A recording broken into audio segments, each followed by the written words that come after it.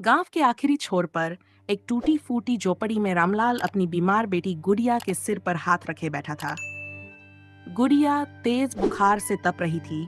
उसकी सांसें कमजोर हो रही थी। पत्नी गौरी की आंखों में आंसू थे और दोनों बेटे राजू और छोटू भी सहमे हुए खड़े थे।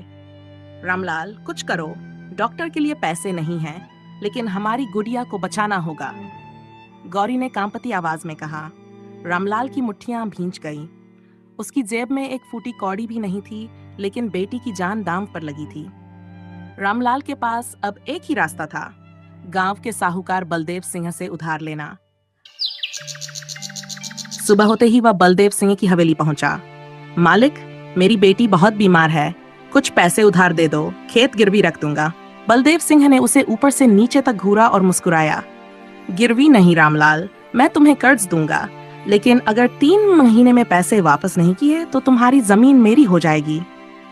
रामलाल ने बिना सोचे समझे हामी भर दी। उसे सिर्फ अपनी बेटी की जिंदगी की फिक्र थी। डॉक्टर ने गुड़िया को दवा दी और कुछ दिनों में वो ठीक होने लगी। लेकिन रामलाल को अब हर हाल में कर्ज चुकाना था। उसने अपने छोटे से खेत को नई उम्मीद से देखा और ठान लिया, इस बार ऐसा अनाज उगाऊंगा कि मेरी तकदीर बदल जाएगी। वो सुबह से रात तक मेहनत करता। पैर कीचड़ में धंस जाते, हाथ छिल जाते, लेकिन उसकी आंखों में एक ही सपना था, अपनी जमीन बचानी है। 3 महीने बीत गए। फसल तैयार थी और खेत में सोने जैसी गेहूं की बालियां लहरा रही थीं। गांव के लोग भी उसकी मेहनत की तारीफ कर रहे थे। लेकिन तभी एक रात काले बादल घिर आए। बिजली कड़कने लगी और तेज आंधी चलने लगी। गौरी दरवाजे पर खड़ी थी। रामलाल, बाहर मत जाओ। लेकिन रामलाल की आंखों में डर था।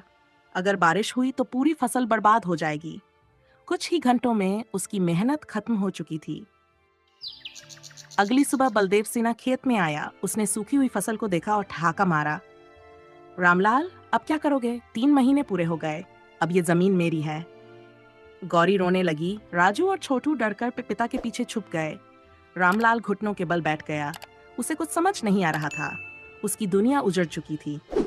उसी गांव में एक बूढ़े महात्मा आए। वो रामलाल की हालत देखकर बोले, बेटा, अगर हिम्मत और मेहनत है तो कोई भी हालात तुम्हें हरा नहीं सकते। हर बर्बादी में एक नया मौका छिपा होता है। रामलाल ने आंसू पोंछे। उसकी आंखों में एक नई रोशनी थी। उसी दिन रामलाल के खेत में खुदाई के दौरान एक पुरानी मिट्टी की हांडी निकली, जिसमें सोने के कुछ सिक्के थे।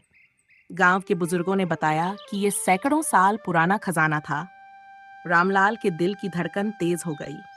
क्या ये उसकी किस्मत बदल सकती थी? लेकिन तभी बलदेव सिंह ने देखा और जोर से चिल्लाया, ये खजाना मेरी जमीन का है, मुझे दो। अब क्या होगा?